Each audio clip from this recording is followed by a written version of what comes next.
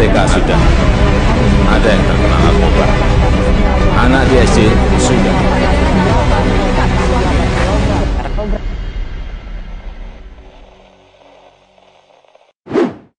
Assalamualaikum warahmatullahi wabarakatuh. Selamat datang kembali di Tekaci, Temu Kawan BNNK Cimahi.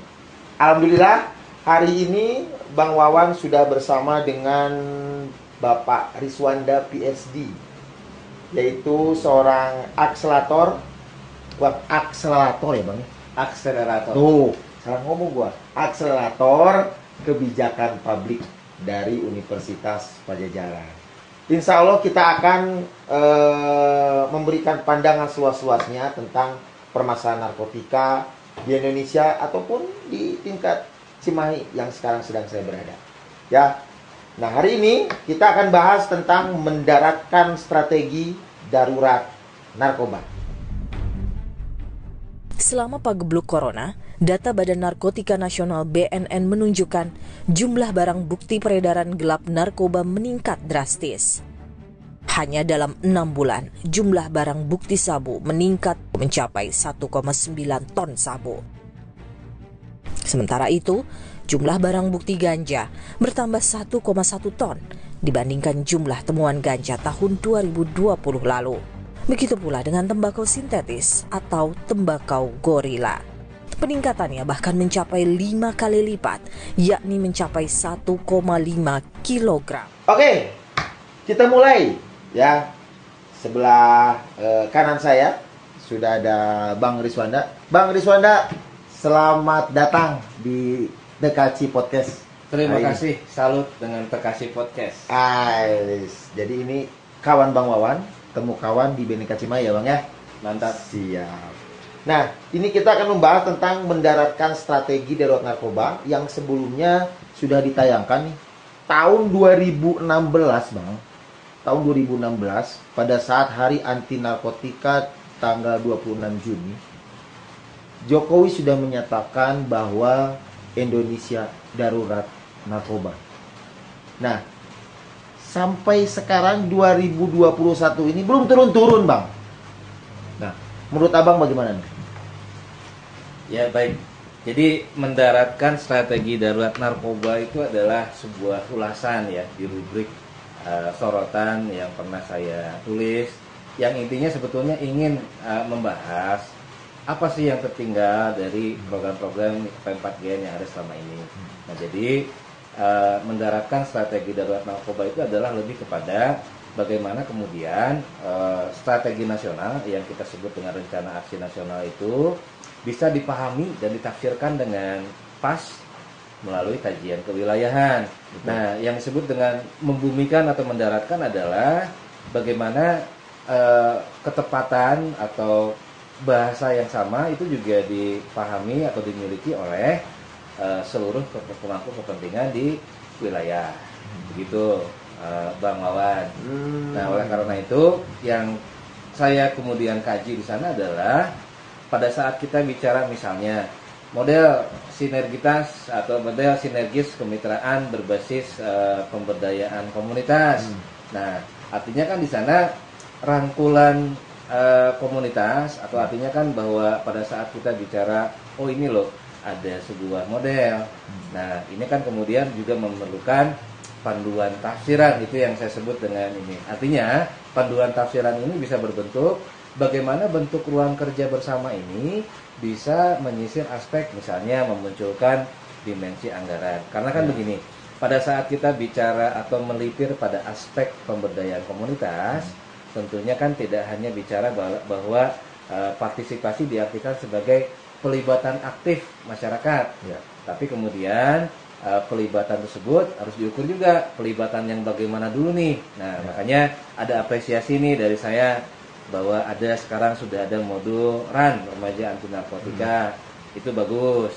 Nah, mungkin yang nanti lebih dikedepankan lagi adalah ini ya Bang ya. Yang ini ya. Bagus. Nah, ini kan artinya juga mendaratkan strategi yang mungkin oleh ya bolehlah dikatakan orang awam dianggap mungkin menjelimet ya dan seterusnya.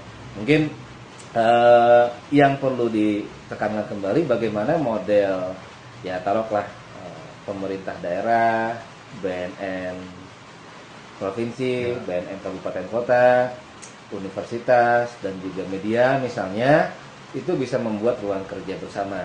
Ya. Nah, ruang kerja bersama ini bentuknya macam-macam sebetulnya. Ada berbentuk bagaimana ulasan di media itu sifatnya. Jadi intinya sih investasi sosial itu yang lebih terbesar adalah seharusnya diberikan pada aspek pencegahan. Nah, jika kemudian sasaran daripada langkah aksi nasional ini misalnya Pranata Keluarga dan Pranata kelembagaan komunitas, maka ya harusnya ada sebuah ruang kerja bersama yang lebih serius. Ya, Maksud saya begini, selama ini kan ruang kerja bersama itu diartikan sebagai keterlibatan masif ya. Nah, hanya militansi masif ini tidak cukup. Itu kenapa kemudian prolong atau kontinum daripada strategi darurat narkotika ini sudah hampir memasuki 1 dekade ya. Meskipun angka prevalensi mulai terukur, tolak ukur capaian sudah mulai terukur, ada indeks kota ya, ada indeks kemandirian partisipatif. Itu bagus untuk setidaknya membuat roadmap perjalanan kerja P4GN. Tapi sekarang mungkin pekerjaan rumah yang terbesarnya adalah bagaimana kita bisa membuat ruang kerja yang lebih serius kaitannya dengan ruang kerja publik. Betul Kang. Nah, ini yang jadi tadi saya tulis ini tentang pemberdayaan komunitas. Ya, saya melihat pemberdayaan komunitas yang disampaikan tidak hanya community, artinya ada bahasa sekarang adalah pentahelix. Nah, yang harus kita laksanakan dan menjadi satu ruang bersama untuk melakukan sebuah kegiatan. Karena memang P4GN ini kan masih dianggap saat ini pekerjaannya BNN saja, tidak untuk seluruh komunitas yang ada atau unsur-unsur yang ada. Nah, ini cara mendaratkannya ke kabupaten kota atau ke provinsi lah, karena kota pusat itu sudah paten itu kelihatannya. Tapi ini agak kesulitan ketika kegiatan disampaikan ke provinsi dan kabupaten kota, keterlibatan pemerintah daerah itu masih agak kurang optimal. Ini gimana cara mendaratkannya?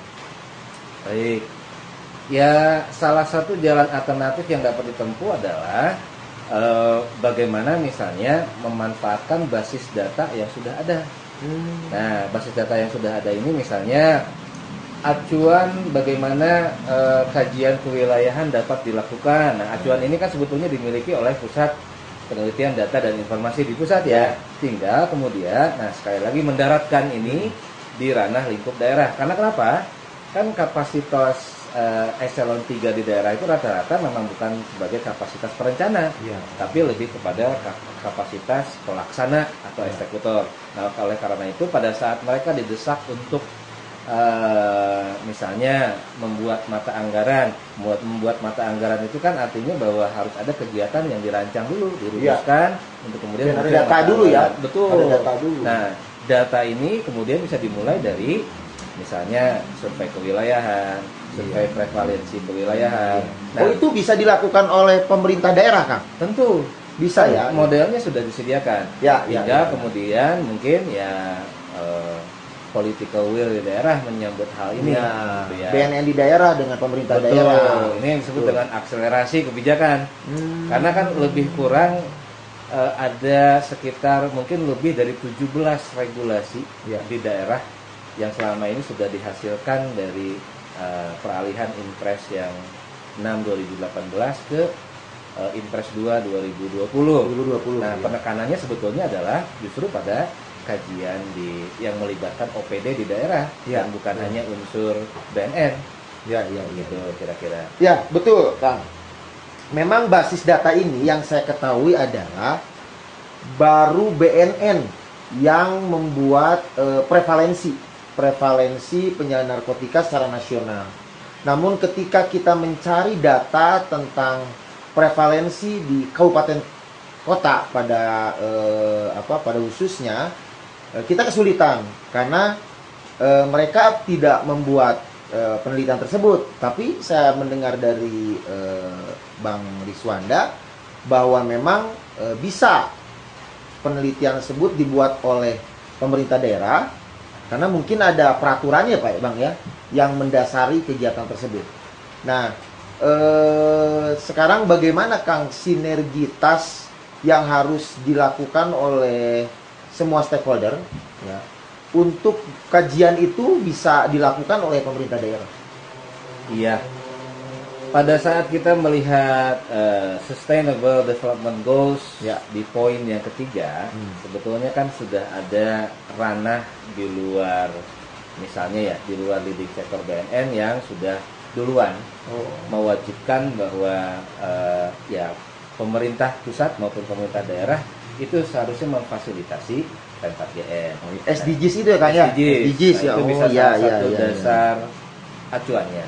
Lalu kemudian ya model-model yang sudah ada selama ini seperti model yang baru saja di launching oleh Puslit-Datin BNN, model kemitraan sinergis Model kemitraan. lintas kelembagaan pemerintah dan lintas kelembagaan komunitas itu sebetulnya bisa menjadi juga acuan dilakukannya kajian kewilayahan. Kenapa seperti itu? Loh, kan ada ragam topografi, ada ragam demografi, ada corak kultur sosial yang berbeda di setiap wilayah di Indonesia.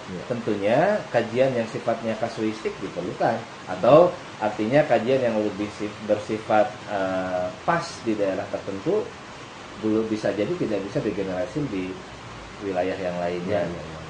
Tiga indikator prevalensi bahaya, siaga, ya, dan darurat itu sebetulnya sudah cukup untuk bisa menjadi payung bagaimana kajian kewilayahan ini nanti bisa didaratkan di daerah. Betul. Jadi bukan membuat polemik kajian baru, tapi sebetulnya melanjutkan atau kontinum daripada apa yang sudah ada. Betul. Nah, terus selanjutnya Kang, semua kegiatan apa yang kita harus lakukan tentunya perlu anggaran. Ya, tadi sudah disebutkan dari awal Bang Riz bicara tentang bagaimana ruang anggaran ini terbentuk. Ya, dari semua sisi unsur itu selalu saja kalau ngomongin narkotika anggarannya di BNN. Sebenarnya BNN anggarannya sedikit. Nah, bagaimana tidak hanya government dalam arti BNN dan pemerintah daerah, karena pemerintah daerah pun tidak hanya ngurusin narkotika, Bang. Banyak. Nah, bagaimana menyatukan ini supaya anggaran-anggaran tersebut juga bisa diberikan dari luar, Bang. Ya, dari misalnya perusahaan swasta atau dari community. Nah, ini gimana caranya? Baik. Selama ini kan ada forum CSR ya. CSR ya. Kemudian bisa menjadi alternatif bagaimana memunculkan mata anggaran. Dan seharusnya bahwa bidang kerja masing-masing Pemda kan juga ada unit kan money follow function ya. Pan RB kan selalu bilang begitu ya. Atau di nawacita dari sejak nawacita selalu ada value yang harus diikuti, yaitu money follow function. Artinya itu yang balik lagi kepada yang saya ucapkan awal. Pada saat kapasitas eselon 3 di daerah bukan kapasitas perencana, maka money follow function kan jadinya sulit ya. Jadi artinya bagaimana menciptakan ruang kerjanya dulu, kemudian mata anggaran bisa diterbitkan. Yaitu bagaimana kemudian daerah mengusulkan ada ruang kerja misalnya kebidanan sosial yang bisa dikaitkan dengan misalnya rehabilitasi berbasis komunitas, misalnya bisa bergandengan tangan antara forum CSR misalnya atau dengan bidang sosial di Pemda. Ya. Oh, jadi keterlibatan itu banyak ya Bang ya. Jadi dari pemberdayaan komunitas ini kita lihat juga arah ke Pentailik, berarti untuk P4GN itu sudah ada 5 government, kemudian bisnis ya Bang ya, kemudian akademisi, nah ini salah satunya akademisi, kemudian media juga harus terlibat dan komunitas juga harus terlibat dalam pelaksanaan P4GN ini. Nah itu mungkin bagaimana caranya kita mendaratkan darurat narkoba di Indonesia ini, terutama di Cimahi ini, dan bagaimana ruang-ruang anggaran bisa kita dapatkan dari analisa yang sudah disampaikan Bang Rizwanda. Mungkin Bang Rizwanda, saya mungkin minta sedikit closing statement yang dari apa yang kita bahas. Kira-kira apa yang diharuskan oleh kami, ya, jangan dulu tinggi-tinggi BNN pusat Bang, BNN Cimahi, supaya strategi atau yang sudah dibuatkan oleh Bang Riz kepada BNN RI tentang sinergitas pemberdayaan komunitas ini bisa dilakukan secara langsung atau mungkin tidak hanya berupa tulisan dan bisa dikerjakan oleh BNNK Cimahi. Apa yang kira-kira saya bisa lakukan? Yang bisa dilakukan adalah salah satunya menjembatani kajian BNN dengan ranah publik. Nah, salah satunya ini menyorot peran media. Media bisa membawakan program-program BNN dengan bahasa yang lebih ramah publik di kanal-kanal yang lebih ramah publik. Nah, Bang Wawan kan sebetulnya salah satunya ya gitu ya. Ya. Inisiator di sini merangkul semua segmen, merangkul semua genre gitu ya.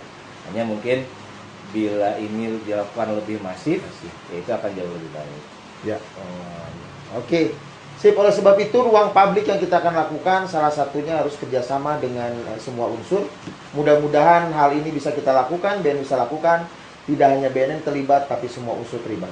Demikian kegiatan pada hari ini melalui podcast TKC. Salam sadar untuk kita semua. Wassalam.